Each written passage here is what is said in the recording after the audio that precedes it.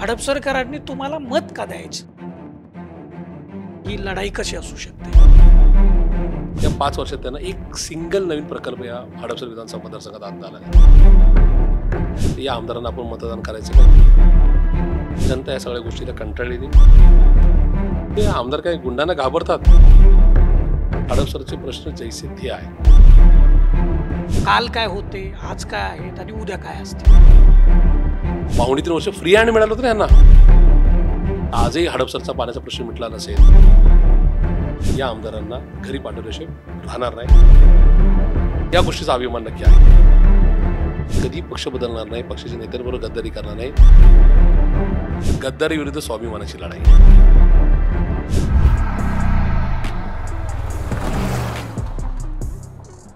Post graduate degree कोर्सच्या माध्यमातून परिपूर्ण राजकीय नेतृत्व घडवणारं आणि प्राध्यापक राहुल कराड यांच्या संकल्पनेतून साकारलेलं भारतातील पहिलं institute MIT school of government. नमस्कार, मी Deepak Darade. For the people न्यूजमध्ये आपलं सर्वांचं स्वागत आहे. MIT स्कूल ऑफ गव्हर्नमेंट प्रस्तुत आमदार कसा असावा हा आपला महाराष्ट्र दौरा सुरू आहे. महाराष्ट्रातल्या वेगवेगळ्या विधानसभा मतदारसंघामध्ये जाऊन तिथल्या नागरिकांशी आपण बोलतोय, नेत्यांशी बोलतोय, काही जे उमेदवार आहेत त्यांच्याशी बोलण्याचा आपला प्रयत्न आहे. सध्या आपण पुणे शहरातला अतिशय हॉटस्पॉट जो म्हणता येईल असा विधानसभा मतदारसंघ आहे, हडपसर विधानसभा. तिथं आपण आहोत आणि आपल्यासोबत राष्ट्रवादी काँग्रेस शरदचंद्र पवार या पक्षाचे उमेदवार प्रशांत जगताप आहेत. आपण त्यांच्याशी बोलूयात. आपलं मनापासून स्वागत आहे फॉर द पीपल न्यूजमध्ये. जसं आम्ही म्हटलं की आमदार कसा असावा, अनेकदा चर्चा होते की आमदार कोण असावा, परंतु महाराष्ट्रामध्ये आम्ही एक वेगळी चर्चा सुरू केली. आमदार कसा असला पाहिजे? ज्या पद्धतीनं मागच्या 5 वर्षात महाराष्ट्रानं राजकारण बघितलंय, ते कुठल्या पक्षाच्या लेवलला मला जायचं नाही, परंतु त्याच्यामध्ये महाराष्ट्राचं निश्चित मात्र नुकसान झालेलं आहे, लोकशाहीचं नुकसान झालेलं आहे. आणि या सगळ्या पार्श्वभूमीवर तुम्ही पुरोगामी विचाराची कास नेहमी धरलेली आहे. त्याच्याच बरोबरीनं तुम्ही ज्यावेळेस राष्ट्रवादीमध्ये 2 गट तयार झाले, तिथं तुम्ही शरद पवारांसोबत आलात आणि अपेक्षेप्रमाणे तुम्हाला उमेदवारी देखील मिळाली आहे. सर्वात पहिल्यांदा काय भावना होत्या? कारण उमेदवारी मिळावी हे तर प्रत्येकाला वाटतच असतं, परंतु ज्यावेळेस खरंच उमेदवारी मिळते त्यावेळेच्या भावना कशा होत्या? बहुजन समाजातलं एक मोठं नाव आहे सांगोला जिल्हा, म्हणजे सोलापूर जिल्हा आणि सांगोला तालुका, ज्याच्यामध्ये धनगर समाजातले कृषीतुल्य व्यक्तिमत्व, ज्यांचं नाव स्वर्गीय गणपतरावजी देशमुख, ज्यांनी या राज्यामध्ये तब्बल 11 वेळा आमदार म्हणून निवडून देण्याचा पराक्रम केला किंवा विक्रम प्रस्थापित केला. अर्थात ते सुद्धा शेतकरी कामगार पक्षाच्या तिकिटावर. जो पक्ष एकीकडे खूप जोरात होता, नंतरच्या काळामध्ये त्या पक्षाचा एकूणच लोकप्रतिनिधी कमी होत गेले. पण माझा पक्ष संपत चालला आहे किंवा माझा पक्षाचा आता आमदारच निवडून येत नाहीत, माझ्या पक्ष सरकारी पक्ष सत्तेत नाही आहे, म्हणजे सरकारमध्ये नाही आहे, मला बजेट कोण देईल, अशा प्रकारचा कुठलाही संकुचित विचार न करता माझ्या मतदारसंघातील लोक मला फक्त आणि फक्त माझ्या मतदारसंघातील प्रश्न सुटावेत, जिल्ह्याचे प्रश्न सुटावेत म्हणून विधानसभेत पाठवतात. मी विधानसभेत बोललो तरी काफी आहे, पण मी नाही का हे होत असताना कधी पक्ष बदलणार नाही, पक्षाच्या नेत्यांबरोबर गद्दारी करणार नाही. मी पक्षाच्या ज्या लोकांनी मला ज्या पक्षाच्या किंवा नेत्याच्या प्रतिभेकडे बघून मतदान केले त्यांच्याशी मी प्रतारणा करणार नाही, अशा प्रकारचे स्वर्गीय गणपतरावजी देशमुख होते. आणि मला जर विचारतात आमदार कसा असावा, तर मी निश्चित सांगेल स्वर्गीय गणपतरावजी देशमुख साहेबांसारखा असा. कारण मी कुठल्याही सत्तेच्या वाटेकरता किंवा कुठेही नाही का या ठिकाणी सत्तेत मला काहीतरी स्थान मिळावं म्हणून लोकांना खोटं बोलून दुसऱ्या पक्षात जाणार नाही किंवा सत्ताधारी पक्षाच्या मागं जाणार नाही. लोकांचे प्रश्न सोडवण्याची धमक आपल्या कर्तृत्वात असली पाहिजे. ज्यास लोक विश्वासाने आपल्याला महानगरपालिकेला, विधानसभेला, लोकसभेला मतदान करतात, त्यावेळेस आपल्यामध्ये ते कर्तृत्व असलं पाहिजे की आपण सभागृह दरानं सोडलं पाहिजे. भले विरोधी पक्षामध्ये आपण असू, विरोधी पक्षाची संख्या कमी असू, पण सभागृहाचं माध्यमांचं लक्ष वेधून त्या ठिकाणी आपण ते प्रश्न सोडवले पाहिजे. त्याच्यामुळं आमदार कसा असावा, तर या ठिकाणी विरोधी पक्षात तब्बल 50 वर्ष राहूनसुद्धा सांगोल्यासारख्या एका मागास तालुक्याचे प्रश्न सोडवण्यासाठी कधीही सत्तेच्या आहारी न जाणारा स्वर्गीय गणपतराव देशमुख साहेबांसारखा असावा, असं माझं तुमच्या पहिल्या प्रश्नाचं माझं उत्तर आहे. दुसरा विषय तुम्ही ज्या अनुषंगाने मला विचारलं की पवार साहेबांची साथ का, असं की सत्ता येते सत्ता जाते.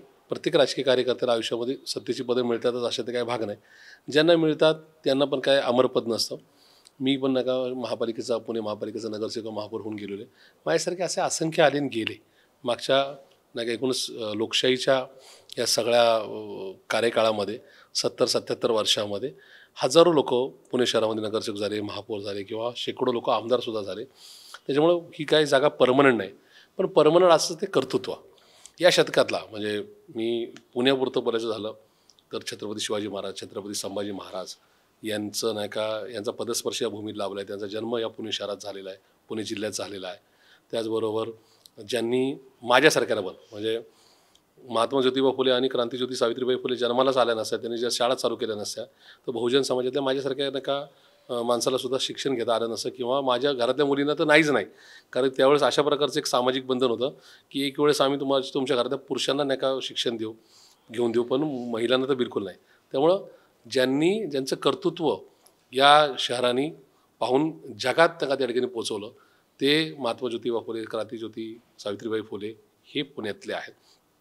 आणि छत्रपती शाहू महाराज असतील किंवा लोकशाहीर अण्णाभाऊ साठे असतील, डॉक्टर बाबासाहेब आंबेडकर असतील, महात्मा गांधी असतील, यांचा कित्येक वर्षाचा त्या सहवास हा पुणेकरांना लाभलेला आहे. ह्या सगळ्या वाटचालीमध्ये मी कोणाला ज्यांची मी नाव घेतली ते राष्ट्रपुरुष आहेत किंवा त्या राज्याच्या आणि देशाच्या अस्मिता आहेत. पण नेता म्हणून जे कॅटेगरी मोजतो आपण, नेता म्हणून जे काय कॅल्क्युलेशन मांडतो, त्याच्यामध्ये मागच्या एक शतकामध्ये 100 वर्षामध्ये अगदी ढोबळमानाने सांगितलं तर 1924 पासून 2024 पर्यंत जर कार्यकाळ मोजला तर या 100 वर्षामध्ये या शतकामध्ये या राज्यामध्ये जो सगळ्यात मोठा नेता जन्माला आला, ज्याला तब्बल 64 वर्ष आपल्या सामाजिक आणि राजकीय निर्णयातून या राज्यामध्ये आणि देशामध्ये एक आपलं स्वतःचं व्यक्तिमत्व सिद्ध करता आलं, त्यांचं नाव श्री शरदराव गोविंदराव पवार. यांच्यानंतर दुसरा कोणी नेता जन्माला येईल का नाही याची गॅरंटी नाही. आणि मग साहजिक होतं की ज्या माणसांनी या राज्याला या शहराला 64 वर्ष दिलेत आपल्या आयुष्यातले, त्यांना त्यांचं वय फक्त 83 किंवा 84 झालं आहे म्हणून आपण सोडून जायचं हा विचार माझ्या मनाला बिलकुल भावला नाही. माझ्या डोक्यात क्लिअर होतं. त्याच्या काही 2-2.5 महिन्याच्या घडामोडी चालू होत्या, त्याच्यामध्ये अजितदादा असं काही करतील अशी थोडी कुणकुण होती. त्यावेळेस आपण काही जरी झालं तरी पवारसाहेबांवर सोडायचं नाही, म्हणजे पवारसाहेबांच्या बरोबरच राहायचं, पवारसाहेबांना सोडून कुठं जायचं नाही हा माझा निर्णय पक्का होता. मला जर आपल्याला या अनुषंगाने सांगायचं वाटेल की खूप विश्वासाने 2.5 महिन्यापूर्वी मला पवारसाहेबांनी याची कल्पना दिली होती आणि मला माहिती नाही ईश्वराची काय त्या दिवशीची नाही का त्या दिवशीचा चमत्कार होता. साहेबांनी मला ते सांगितल्या मी विदिन नेक्स्ट 5 सेकंडमध्ये सांगितलं की साहेब मी तुमची साथ कधी सोडणार नाही. आणि अर्थात तो दिवस एक 2.5 महिन्यानंतर उजाडला. त्याच माझा निर्णय पक्का होता. मधल्या काळामध्ये माझे आध्यात्मिक गुरु असतील किंवा माझे आईवडील असतील, माझा मित्रपरिवार असेल, माध्यमातले माझे काही मित्र आहेत, ह्या सगळ्यांच्याबरोबर अशाच हसत खेळत गप्पा झाल्या त्या प्रत्येकाने मला कुठे ना कुठे याचं हे रिअलायझेशन दिलं होतं. अशा प्रकारचा एक संकेत दिला होता की चेतन पण पवार समाजावर राहिले. म्हणजे मला जर विचारतात या शहरात सगळ्यात जास्त ऋण कुणावर नाही का पवारसाहेबांनी केले तर ते तुपे कुटुंबियावर केले. त्याच्यामध्ये तुपे कुटुंबियाला विरोधी पक्षातून सत्तेत आणून त्यांना आमदार करणे, खासदार करणे किंवा महापालिकेची पदं देणं, त्यांच्या संकट काळामध्ये त्यांच्या पाठीशी उभं राहणं, ह्या सगळ्या गोष्टी केल्यानंतर ते सोडूनच जाणार नाहीत अशा प्रकारचं चित्र जनमानसामध्ये होतं. म्हणजे माझ्या कुटुंबाने पण ते सांगितलं की प्रशांत तू साहेबांबरोबर राहतोय, मग तुझ्या आमदारकीचं स्वप्नाचं काय होणार. तर मी एका सेकंदात उत्तर दिलं होतं माझ्या घरच्यांना की काय फरक पडत नाही. मी 24 म्हणजे जर चेतन तुपे इथं पार्टीत राहिले पवारसाहेबांच्या बरोबर तर ते राहिले म्हणून मी पवारसाहेबांची साथ सोडणार नाही. मी पवारसाहेबांच्या बरोबरच राहील. जो काही नाही का ईश्वराची इच्छा असेल त्याप्रमाणे 24ला काय अडचण आली तर पुढे होईल. पण मी माझ्या पुढच्या 5 पिढ्यांमध्ये हा डाग लावून घेणार नाही की 83 वर्षाच्या या राज्यासाठी देशासाठी आयुष्य नाही का या ठिकाणी ज्यांनी नाही का आयुष्यावर तुळशीपत्र ठेवलं किंवा आयुष्य नाही का कष्टात घालवलं त्या व्यक्तीला आपण ह्या सर्टन क्षणी सोडून गेलो अशा प्रकारचा डाग मला चालणार नाही. आणि म्हणून मी पवारसाहेबांची साथ ठेवायचा निर्णय घेतला आणि तो आजही कायम ठेवला. त्याबद्दल मला त्याचा म्हणजे मला कुठल्याही गोष्टीचा गर्व किंवा अभिमान नाही, पण या गोष्टीचा अभिमान नक्की आहे की होय मी पवारसाहेबांच्यावर होतो आहे आणि उद्यासुद्धा राहील. एक लक्षात घेतलं पाहिजे आपण, म्हणजे आता आपण थोडं पुढं आलेलो आहे बराच. आता तर उमेदवारी अर्ज भरलेले, परंतु चित्र स्पष्ट आहे. राष्ट्रवादी विरुद्ध राष्ट्रवादी अशी लढत हडपसरमध्ये, ज्याची कदाचित खरं तर कोणी कल्पनाही केली नसेल, परंतु आज ते होत आहे. इथं हडपसरचा जर विचार केला तर इथं उद्धव बाळासाहेब ठाकरे म्हणजे शिवसेनेचं सुद्धा अस्तित्व चांगलं आहे. त्यांचाही आमदार पाठीमागं होता, काँग्रेसचे आमदार याच भागातून होते. त्यामुळे ही सगळी राजकीय समीकरणं बघता आणि आता राष्ट्रवादी विरुद्ध पुन्हा राष्ट्रवादी. भाजपचा या ठिकाणी आता आमदार नसणार आहे. भाजपसोबत राष्ट्रवादीचा एक गट म्हणजे अजित पवारांचा गट आहे आणि ते तुमच्या प्रतिस्पर्धी असणार आहे तुम्ही. ही काय परिस्थिती असणार आहे याच्यामध्ये? तुम्हाला कुठं लीड मिळू शकतं किंवा ही लढाई कशी असू शकते? नाही, मुळात ही राष्ट्रवादी विरुद्ध राष्ट्रवादी लढाईच नाही आहे. ही गद्दारी विरुद्ध स्वाभिमानाची लढाई आहे.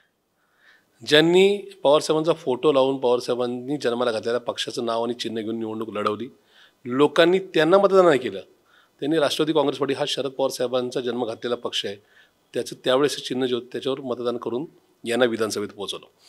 यांना जर श्री अजितदादा पवारांबरोबर जायचं होतं किंवा सत्तेच्या मागत जर जायचं होतं तर यांनी राजीनामा दे सरळ रितसर राजीनामा देऊन जर त्या ठिकाणी अजितदादांबरोबर गेले असते तर एक वेळेस मी समजू शकलो असतो किंवा अगदी सार्वजनिक बैठका घेतल्या असं लोकांमध्ये की बाबा मला काय निर्णय घ्यायचा आहे आणि लोकांच्या सांगण्यावरती तिकडे गेले असते तर मी समजू शकलो असतो. किंवा ते तिकडे गेल्यानंतर मतदारसंघाचा काहीतरी आमूलाग्र बदल झाला आहे, खूप मतदारसंघाला काहीतरी मिळाले असं काहीतरी चित्र असतं तरी मी समजू शकलो असो. पण त्यांनी फक्त आणि फक्त सत्तेच्या लाचारीसाठी हा पक्ष बदलला किंवा पवारसाहेबांची साथ सोडली.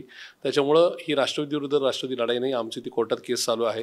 खरी राष्ट्रवादी कोणी त्याचा निकालसुद्धा विधानसभेच्या जनतेच्या दरबारात त्या किंवा जनतेच्या न्यायालयाच्या निकालातून लागल्यानंतर ते कोर्ट सुद्धा देईल याची मला खात्री आहे. पण त्याच्यामुळं ही लढाई ज्या चेतन तुपेंना पवारसाहेबांनी खूप विश्वासाने आपला उमेदवार म्हणून जाहीर केला, त्यांच्यासाठी कष्ट घेतले, त्यांना निवडून आणलं, त्याच्यानंतर ते पवारसाहेबांना वयाच्या 83 वयामध्ये एका संघर्षाच्या काळामध्ये सोडून गेले आहेत. ते हडपसरच्या जनतेला भावलेलं नाही. हडपसर विधानसभा मतदारसंघामध्ये देशातल्या सगळ्या राज्यांमध्ये आणि महाराष्ट्रातल्या सगळ्या जिल्ह्यांमध्ये लोक राहतात. हा मतदारसंघ एकमेव मतदारसंघ असा आहे की याच्यामध्ये 54% अधिक नाही का ही लोक वेगवेगळ्या राज्यातली आणि जिल्ह्यांमधली आहेत. याचाच अर्थ ती नाही का या राज्याचा आणि देशाचा अस्मिता बाळगणारी नाही का मंडळी आहेत. त्यांना ज्यांनी आपल्याला कष्टाच्या काळात, आपल्या संघर्षाच्या काळात, आपल्या संकटाच्या काळात ज्यांनी आपल्याला साथ दिली, त्यांची साथ सोडणाऱ्यांच्या संदर्भामध्ये घृणा निर्माण असते किंवा त्यांना अशी माणसं आवडत नाहीत. पण मला खात्री आहे की ही निवडणूक गद्दारी विरुद्ध स्वाभिमान अशाच नाही का स्टेजवर जाईल आणि अशाच शेवटच्या शीर्षावर किंवा शेवटच्या टॅगलाईनवरच ही निवडणूक मतदानातून निकालापर्यंत पोहोचेल. राहिला विषय भाजपचा किंवा एकनाथजी शिंदेच्या शिवसेनेचा, त्यांनी त्या संदर्भात मित्रपक्ष म्हणून त्यांना काय मदत करायची हा त्यांच्या स्ट्रॅटेजीचा पार्ट आहे. त्यामुळं त्यांची स्ट्रॅटेजी माझ्यासारख्या कार्यकर्त्याला माहिती नाही, कारण की मी आजही आता आमचं 16-16, 18-18 तास कामकाज चालतं आहे. निवडणुकीचे दिवस फक्त अवघे प्रचाराचे 14.5 दिवस राहिलेले आहेत. त्याच्यामुळं ते काय करतील याची मला काय खात्री नाही, म्हणजे कल्पना नाही. पण माझे जे मित्रपक्ष ज्याच्यामध्ये काँग्रेस असेल, काँग्रेसचे ज्येष्ठ नेते आणि राज्याचे माजी राज्यमंत्री माननीय बाळासाहेबजी शिवरकर साहेब हे खूप ताकदीने त्यांची सगळी मंडळी घेऊन मैदानात माझ्यासाठी उतरलेले आहेत. अर्थात त्यांच्या रक्तातच काँग्रेसचा DNA. त्याच्यामुळं ते महाविकास आघाडीमध्ये कुठेही दुधात मिठाचा खडा पडणार नाही याची काळजी नक्की घेत आहेत. त्यांनी घेत आहेत आणि उद्यासुद्धा घेतील. राहिला विषय शिवसेना उद्धवजी ठाकरे साहेबांचा, तर मला एक खात्रीसुद्धा आहे, कारण की त्यांची माझी जुनी ऋणानुबंध आहेत ते आणि त्यांची सगळी टीम. आजही त्यांची सगळी टीम हडपसरमध्ये मिटिंगला होती. मागच्या 2 दिवसापूर्वी त्यांचा मेळावा संपन्न झालेला आहे. ही मंडळी सगळी टप्प्याटप्प्याने मैदानात उतरतील आणि माझ्यासारख्या कार्यकर्त्याला संधी देतील या बाबतीत सुद्धा माझ्या मनात दुमत नाही. आम आदमी पार्टी, शेकाप, माकप, भाकप हे जे पक्ष आहेत, RPI सचिनजी खरात यांचा पक्ष आहे, ही सगळी मंडळी ताकदीने माझ्याबरोबर आहेत. कुठेही त्या ठिकाणी दुरावा नाही. माझ्या पक्षासहित मित्रपक्षांमधल्या लोकांना तिकीट मागण्याचा अधिकार होता, त्याच्यामुळे त्यांनी तिकीट मागितलं, त्यासाठी बैठक घेतल्या, याच्यामध्ये काही गैर असं काही नाही. पण ज्या दिवशी नॉमिनेशन होतं त्या दिवशी सगळी मंडळी ताकदीने नॉमिनेशन सेंटरला माझ्यावर फॉर्म भरायला आली. त्याच्यानंतर सातत्याने म्हणजे आज सकाळपर्यंतच्या बैठकांमध्ये बरोबर आहेत. त्याच्यामध्ये वेगळा अर्थ काय काढायचं कारण नाही. कॅल्क्युलेशन वाईज माझं नाही का या ठिकाणी या माझ्या विजयामध्ये हडपसरच्या विधानसभेच्या मतदारसंघातल्या सगळ्या मतदारांची मानसिकता क्लिअर आहे की होय, आपल्याला गद्दारांना मतदान नाही करायचं, आपलं स्वाभिमान जपणाऱ्यांना मतदान करायचं. त्याच्यामुळं या मतदानामध्ये सगळ्याच परिसरातून, सगळ्याच विभागातून मला चांगल्या पद्धतीचं मतदान मिळेल याबाबतीत माझ्या मनात शंका नाही.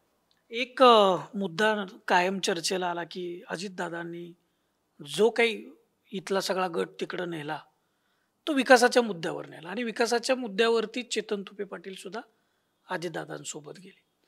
आता काय फरक पडलाय किंवा कुठले विकासाचे मुद्दे हडपसर या विधानसभेचे आहेत त्याच्यावर जर तुम्ही प्रकाश टाकला तर बरं होईल. हडपसरकरांनाही कळेल की हडपसरचे जे मुद्दे आहेत विकासाचे ते नेमके काय, काल काय होते, आज काय आहेत आणि उद्या काय असतील.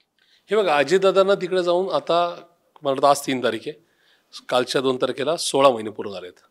ह्या 16 महिन्यात अजितदादांनी पुण्यासाठी नवीन एक काहीतरी दिलं आहे, जे अजितदादा सत्तेसाठी जर तिकडे गेले असेल की सत्तेतून सगळं काय होऊ शकतं असं त्यांचा एक पुन्हाच नाही का मोठा दावा आहे. तर त्यांनी दाखवून द्यावं की मागच्या 16 महिन्यामध्ये त्यांनी नरेंद्र मोदीजींचं नेतृत्व स्वीकारलं, त्यांनी देवेंद्रजी फडणवीस यांचं नेतृत्व स्वीकारल्यानंतर या पुणे शहराला काय मिळालं, महाराष्ट्राला काय मिळालं, हा इथं मोठी शोकांतिकाच आहे.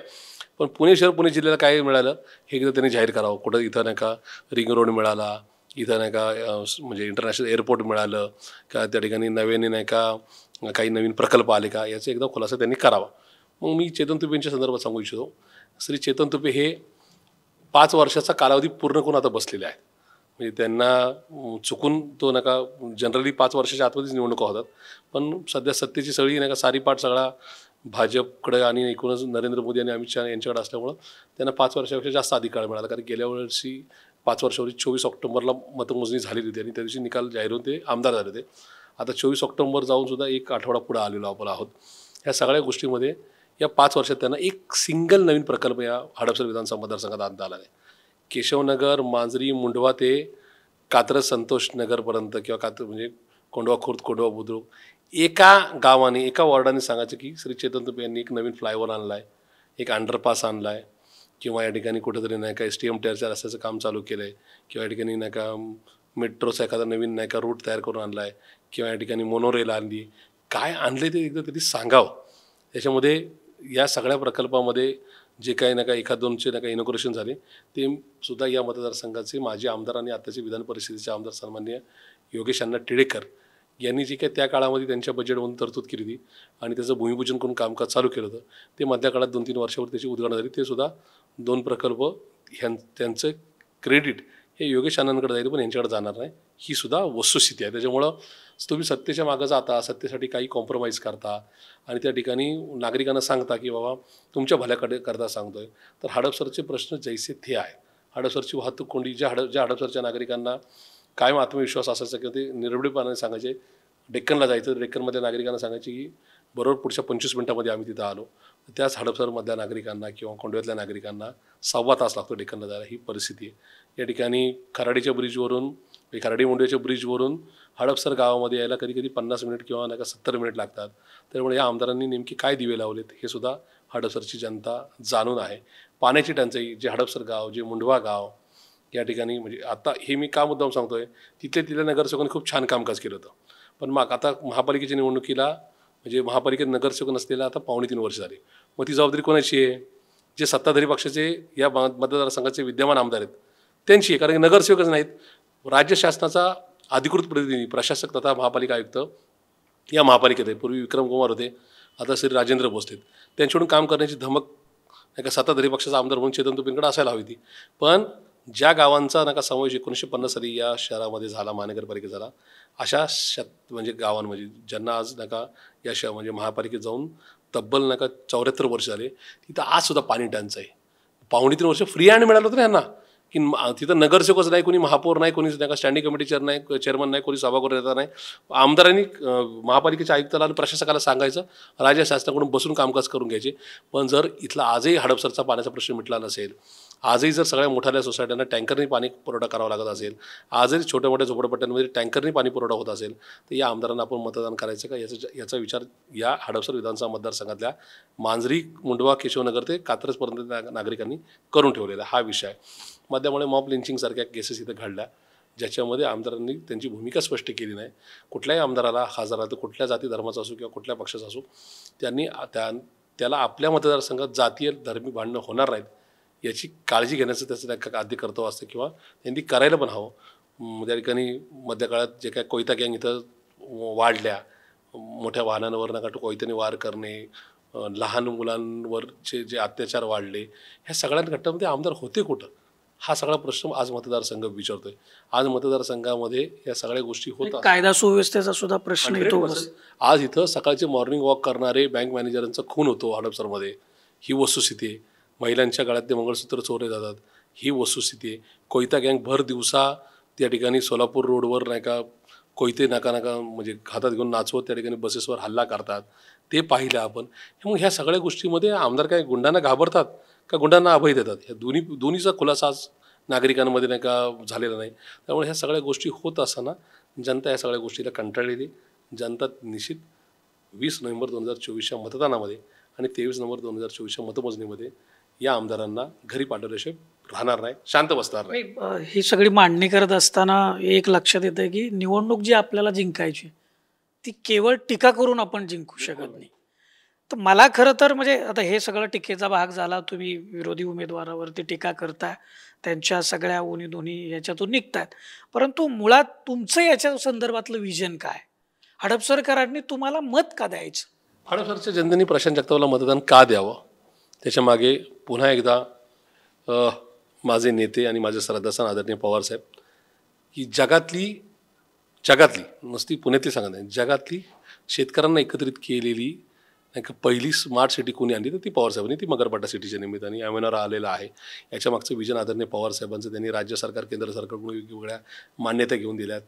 त्यामुळे आज मगरपट्टा हे जगाच्या नकाशावर जाऊन पोचले. अर्थात त्यात मगर तोपे कुटुंबांचा वाटासुद्धा आहे, पण कल्पना किंवा त्या कल्पनेला बळ देण्याचं काम आदरणीय पवारसाहेबांनी केलेलं आहे. आज हडपसरमध्ये जे काय IT पार्क आलेलं आहे ते पवारसाहेबांची ही त्याच्यामागची दिव्यदृष्टी. हे सगळं होत असताना माझे खासदार डॉक्टर अमोलजी कोल्हे ज्यांनी स्वाभिमानाचा नाही का झेंडा आपल्या हातात ठेवून तो कायम ठेवला. मधल्या काळात कंपन्यांचे किंवा बाकी सगळ्यांचे विषय मार्गी लावत आले. त्याच्यामुळं प्रशांत जगतापच्या पाठीशी कोण आहे हे समजून घेण्याची गरजसुद्धा सगळ्यांना आहे की पवारसाहेब आहेत, सुप्रियाताई आहे, डॉक्टर कोल्हे साहेब आहेत, ज्यांचा या सगळ्यातला अभ्यास मोठा आहे, ज्यांची आक्रमकता किंवा ज्यांची सर्वदूर असणारी विजनरी नाही का दृष्टी ही निश्चित या मतदारसंघाचा म्हणजे प्रश्न सोडवल्याशिवाय राहणार आहे. त्याच्यामुळं या सगळ्या गोष्टी डोळ्यासमोर ठेवून हडपसरची जनता मला मतदान करेल या बाबतीत पण माझ्या मनात शंका नाही. पण नेमकं प्रशांत जगतापनी काय केलं आहे म्हणून प्रशांत जगताप पुढे काय करू शकतं हे सुद्धा या निमित्ताने मला हडपसरच्या जनतेला सांगावंसं वाटेल. हडपसरचा फ्लायओव्हर तयार होऊन बरेच वर्ष पडून होता, पण सासवडला जाणारा नाही का मार्गिकाचं कामच चालू झालेलं नव्हतं. प्रशांत जगतापनी महापौर झाल्यानंतर चार्ज स्वीकारल्यानंतर आमच्या भगिनी वैशालीताई बनकर ज्या माजी महापौर आणि हडपसरच्या नगरसेवक आहेत, त्यांनी हा प्रश्न मला सांगितल्यानंतर माझ्या महापौर दालनामध्ये मी सातत्याने बैठका घेऊन त्या संदर्भातल्या निर्देश देऊन त्या ब्रिजचं काम चालू केलं आणि माझ्याच कार्यकाळामध्ये त्याचं उद्घाटन होऊन लोकार्पण होऊन सासवडला जाणारा किंवा सासवड रोडला जाणाऱ्या नागरिकांचे प्रश्न सुटला. हा पार्ट आहे. माझ्याकडं लुलानगर कोंडव्याच्या परिसरात होणारी वाहतूक कोंडी ज्याच्यामध्ये लुलानगरचा फ्लायओव्हर हा स्वर्गीय संरक्षण मंत्री मनोहरजी पर्रिकर साहेब यांच्याबरोबर फॉलोअप करून मी ती मान्यता आणली. माझ्याच कार्यकाळात त्याचं भूमिपूजन पर्रिकर साहेबांच्या हस्ते झालं आणि त्याचं काम पूर्ण होऊन नंतरच्या काळात तो लोकार्पण झाला. 24/7 ही पाण्याची योजनेचा नाही का एकूण प्रकल्प माझ्याच महापौर पदाच्या काळात मी काही नुसतं फक्त हडपसर नाही अख्खं शहर डोळ्यासमोर ठेवून तो प्रश्न मार्गी लावण्याचा प्रयत्न केला. माझ्याच महापौर पदाच्या कार्यकाळामध्ये NIBM कोंडव्यामध्ये त्याचं भूमिपूजन होऊन आज हडपसर असेल किंवा रामटेकडे घोरपडी असेल, कोंडवा NIBM असेल, इथं त्या पाण्याच्या टाक्या उभ्या आहेत, दिबागदार उभ्या आहेत. त्याच्यातून हडपसरच्या जनतेचा पाण्याचा प्रश्न हा 100 म्हणजे मोहम्मदवाडी सहित प्रश्न नाही का सुटणार आहे. हा मी दिलेला रिझल्ट आहे. हडपसरच्या नाही का मध्यावर बरोबर जे काय मोठा फॉरेस्टचा भाग येतो वानवडी, रामटेकडी, NIBM, कोंडवा, तिथं ब्रिटिशांच्या काळापासून म्हणजे फॉरेस्ट कायदा आहे. तिथं कधीही महापालिकेने पैसे टाकले नव्हते, पण प्रशांत जगताप महापौर असताना पुणे महानगरपालिका आणि महाराष्ट्र शासन वन विभाग याचा संयुक्त करार होऊन ते पैसे अलॉट करण्यात आले. तिथं सीमा भिंती बांधून तिथं झोपडपट्टे होणार नाहीत. त्या जागा पुणेकरांना, हडपसर विधानसभेतल्या नागरिकांना मोकळा श्वास घेण्याकरता सुरक्षित राहील. या गोष्टी मी करू शकलेलो आहे. म्हणजे जे मधल्या काळामध्ये फॉरेस्टमध्ये काही आपल्याला हस्तक्षेप करताच येत नाही. फॉरेस्टमध्ये ₹1 खर्च करण्याची दानत किंवा तशा प्रकारची कृती नगरसेवक किंवा कुठल्या आमदारांनी केलेली नव्हती. त्याच्या पलीकडे जाऊन प्रशांत जगतापनी कर्तृत्व 100 वर्षात ज्यांना कोणाला करता आलं नाही ते करून दाखवलेला आहे. तो हडपसर मतदारसंघात मी केलेला कामाचा रिझल्ट आहे. त्याच्या पुढे जाऊन हडपसरमध्ये पूर्वीचा जो काय हडपसरचा डेपो गाडीतळ याच्यामध्ये ट्रॅफिक जामची समस्या होती. त्याचबरोबर कात्रजचा डेपो ज्या ठिकाणी कात्रज गावातच असल्यामुळं तिथंच वर्कशॉप, तिथंच बस स्टॉप, तिथंच नाही का पार्किंग, ह्या सगळ्या गोष्टी होत्या. मला PMT सदस्य म्हणूनची संधी मिळाली पुणे महानगरपालिकेवर 2003ला आणि परत 2012 ते 2017 या काळामध्ये मी PMPLचा डायरेक्टर राहिलो. त्या काळामध्ये मी वाहतुकीच्या संदर्भामध्ये हडपसरकरांची खूप दैना होणार नाही याच्यासाठी त्यातला काही पार्ट काढून भेकराईनगरला नेला, जिथं आज बसस्थानक उभं आहे, एका ठिकाणी शेवळवाडीला नेला. त्यामुळे हडपसरमध्ये जे काही गाडी तळावर जो ताण होता तो मी कमी केलेला आहे. इकडे कात्रजचा नका थांबा, पुढे कात्रज दूध संघा शेजारी नेऊन तिथलं नका कात्रजमधल्या नागरिकांचं जीवन सुसह्य केलं आहे. मार्केट यार्डचा डेपोतला काही पार्ट अप्पर इंदिरानगरला आणून सुखसागर नगर किंवा कोंडवा बुद्रुक जो पार्ट आहे या मतदारसंघाला त्यांना एक चांगल्या प्रकारची सार्वजनिक व्यवस्था देण्याचा काम हे मी केले. हे मी मुद्दाम का सांगितलं की प्रशांत जगतापला फक्त नगरसेवक महापौर म्हणून जे काही संधी मिळाली त्याच्यातून प्रशांत जगतापनी हडपसरच्या जनतेसाठी काय रिझल्ट दिला. त्यामुळं तुम्ही समजू शकता की आमदारकी हा खूप मोठा जर संधी मिळाली तर काय होऊ, मी काय करू शकतो. त्याच्यामुळं माझा ही हडपसरकरांना कमिटमेंट आहे की तुम्ही ज्यांना मागच्या 5 वर्षात आमदारची जी संधी दिली म्हणजे आमदार म्हणून संधी दिली त्याची त्यांना त्यांच्या घरी नगरसेवक पद, आमदारकी, खासदारकी आत्ताचं हा सगळा 40-45 वर्षाचा त्यांचा एकूण त्यांच्याकडं सत्तेची कुमक त्यांना मिळाली तरी हडपसरचे प्रश्न सुटले नाहीत. त्यामुळं ज्यांनी कामच केलं नाही पण एकूणच नाही का या ठिकाणी त्या ठिकाणी प्रस्तावित राजकारणी म्हणून वावरले त्यांना संधी दिल्यानंतर तुमची निराशा झालेली. पण एक हडपसर मतदारसंघामध्ये एका छोट्याशा कंपनीमध्ये काम करणाऱ्या कामगाराचा मुलगा प्रशांत जगताप जो या पवारसाहेबांच्यामुळं पक्षामुळं नगरसेवक असून नका त्या ठिकाणी महापौर होऊ शकला, अध्यक्ष होऊन आता तुमच्यासमोर आमदारकीचा कॅन्डिडेट आहे. त्याला संधी दिल्यानंतर मी नेमकं काय केलं हे तुमच्यासमोर मांडलं आहे. माझ्या भागात येऊन पहा, ई लर्निंग स्कूल्स असतील, हॉस्पिटल्स असतील, गार्डन्स असतील, हे खूप प्रकल्प मी नका उभे करून जनतेला दिलेले आहेत, तो रिझल्ट दिलेला आहे. त्याच्यामुळे मला संधी मिळाली तर निश्चित हडपसरच्या जनतेच्या नुसतं म्हणजे हडपसर म्हणजे फक्त हडपसर नाही सांगत तर हडपसर विधानसभा ज्याच्यामध्ये केशवनगर, मांजरी, मुंढवा, हडपसर गाव, मोहम्मदवाडी, कोंडवा खुर्द, कोंडवा बुद्रुक, खडी मशीन, कात्रज कोंडवा रस्ता ते कात्रज नगर, संतोष नगरपर्यंतचा जो भाग येतो किंवा घोरपडीचा परिसर येतो यांचे सगळ्यांचे वाहतुकीचे प्रश्न हे मार्गी लावले जातील. रस्त्याचे प्रश्न महाराष्ट्रातला सगळ्यात सुंदर नाही का खड्डे विरहित नाही का मतदारसंघ हा दिला जाईल. पाण्याच्या प्रश्नाच्या संदर्भामध्ये वेळ पडल्यानंतर ते पाणी कुठून आणायचं मला खात्री आहे की ज्यांचं या धरणं बांधण्यापासून नवीन प्रकल्प देण्यापर्यंत सगळ्यात मोठं योगदान या राज्यासाठी त्या शरद पवार साहेबांचा मी कार्यकर्ता आहे. त्यामुळं हडपसरसाठी स्वतंत्र पाणी योजना देऊन पूर्ण हडपसर विधानसभेचा पाण्याचा प्रश्न सोडवण्याचं कामकाज माझ्याकडून होईल. त्याचबरोबर अत्याचाराच्या घटना असतील किंवा एकूणच नाही का गुन्हेगारीकरणाचं जे काही उदात्तीकरण झालेलं आहे ते संपुष्टात आणून हडपसरकरांना 24 तास रस्त्यावर त्या महिला भगिनी असतील, ज्येष्ठ नागरिक असतील यांना निर्भीडपणे फिरण्याकरता एक स्वच्छ आणि मोकळं वातावरण देण्याचा हा माझा विषय राहील. हडपसर हे कचरामुक्त केलं जाईल. आज हडपसरला कुठल्याही कोपऱ्याने आलं तर नाही का नाव दागून मग ते मगरपाटा सिटीचा मागचा भाग असेल, रामटेकडी वैदवाडीचा परिसर असेल किंवा त्या ठिकाणी हांडेवाडी रस्ता आणि सातावाडी गोंधळी नगरचा परिसर असेल, इकडं यांच्या आजूबाजूला असणारे कचरा प्रकल्प याच्यातून कायमस्वरूपी ह्यांना दिलासा देऊन किंवा सुटका करून एक चांगला मतदारसंघ या ठिकाणी दिला जाईल. त्याच्या पलीकडं वाडा संस्कृती बंद केली जाईल. मी माझ्या राजकीय जीवनामध्ये मला संधी मिळाल्यानंतर मला आठवतं 99 साली माझं प्रॅक्टिकली ॲक्टिव्हली नाही का राजकीय जीवन चालू झालं. प्रशांत जगतापच्या कुटुंबियांनी प्रशांत जगतापच्या पाठीशी उभं राहून 2000 साली जानेवारी 2000ला माझं स्वतःचं जनसंपर्क कार्य चालवलं. आजही माझ्याकडे कुठलाही नागरिक नका अडीअडचणी घेऊन आलेला त्याची जात त्याचा धर्म विचारला जात नाही, तो कुठल्या पक्षाचा आहे, कुठल्या भागात राहिला आहे, भाडेकरू का घरमालक हे विचारलं जात नाही. त्याच्या पलीकडं जाऊन त्याला कोणी माझ्या घरच्या नका त्या ठिकाणी उंबरटे झिजवायची वेळ येत नाही. त्याच्यासाठी रात्री 2लाही ऑफिस उघडलं जातं. सकाळी 7 वाजल्यापासून रात्री 11 वाजेपर्यंत माझं कार्यालय चालू राहतं. त्या ठिकाणी कुठेही घराणेशाही होणार नाही याची काळजी प्रशांत जगताप घेत असताना त्यांना रिझल्ट दिलेला आहे. त्याच्यामुळं उद्याच्या काळामध्ये सिंगल क्लिकवर तुम्हाला आमदार भेटेल. या मतदारसंघातल्या लोकांना शिफारसपत्र हवं आहे किंवा सूचनापत्र हवं आहे किंवा त्या ठिकाणी तक्रारपत्र हवं आहे, त्यासाठी प्रशांत जगतापच्या टीमला प्रशांत जगतापला काही काम सांगितलं ते सिंगल क्लिकवर मिळेल. तुम्ही माझ्या वाड्यावर या तरच मी कामकाज करेल असा विषय चालणार नाही. मी जनतेचा सेवक आहे, माझं कार्यालय असलं पाहिजे. मी काय कुठलाही कोणी नगरसेवक कोणी आमदार खासदार असो त्याच्या घरी कोणी उंबरटे झिजवायचे नाही. त्यांनी त्याचं जनसंपर्क कार्यालय थाटूनच कारभार करायचा. ही पद्धत जी माझी 2000 सालापासूनची ती पुढे सुद्धा केली जाईल. हडपसरकरांना त्यांच्या परिसरातच जनसंपर्क कार्यालय मिळेल. म्हणजे मी या निमित्ताने 3 कार्यालय या मतदारसंघाला देणार आहे. माझं एक सेंट्रलाइज ऑफिस आहेच वानवडीतलं, पण त्याच्या पलीकडे हडपसरमध्ये कात्रज कोंढवा रस्त्यावरचं कार्यालय असेल, 24/7 असेल, ज्याच्यामध्ये वादळ वारा आला तरी ते ऑफिस बंद असेल. तिथं आलेल्या नागरिकाची नका त्या ठिकाणी तक्रार राहणार नाही. त्या नागरिकाला जे काय डिलिव्हर करायचं आहे ते फास्टही होईल. त्या ठिकाणी त्याला कुठेही त्याच्यामध्ये कायद्याच्या चौकटीत न अडकवता त्या ठिकाणी पुन्हा चक्रा मारायला न लावता रिझल्ट दिला जाईल. त्याचबरोबर मला खात्री मी ज्या पद्धतीने आदरणीय पवारसाहेबांनी आदरणीय सोपरेताईंनी माझ्यावर कायम विश्वास दाखवलेला आहे, माननीय जयंत पाटील साहेब, माननीय कोल्हे साहेब हे माझ्या पाठीशी उभे आहेत. त्या निमित्ताने राज्य सरकारकडून सगळ्यात जास्त चांगल्या योजना चांगले मोठे प्रकल्प या मतदारसंघात दिले जातील. हा माझा जाहीरनाम्यातला जो काय अजून जाहीरनामा तयार होतो आहे किंवा पब्लिश व्हायचा आहे, त्यामुळं मला सांगायला काही मर्यादा आहेत, पण ह्या सगळ्या डिलिव्हर केल्या जातील या गोष्टी, हा विश्वास या निमित्ताने मी देऊ इच्छितो. धन्यवाद. आपण एवढा व्यस्त कार्यक्रमातही आमच्यासाठी वेळ दिला आणि आमच्यासोबत ही सगळी मतं अगदी दिलखुलासपणे व्यक्त केली. आपणास फॉर द पीपल न्यूजच्या वतीनं शुभेच्छा.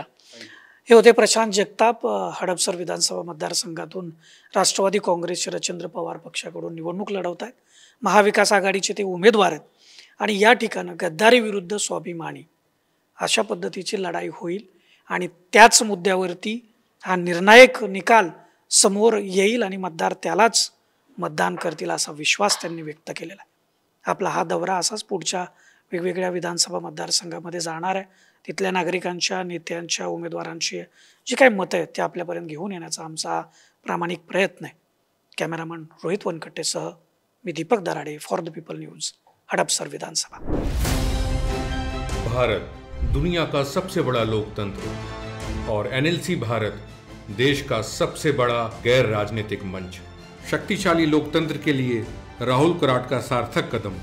मुंबई में हुआ ऐतिहासिक प्रथम राष्ट्रीय विधायक सम्मेलन.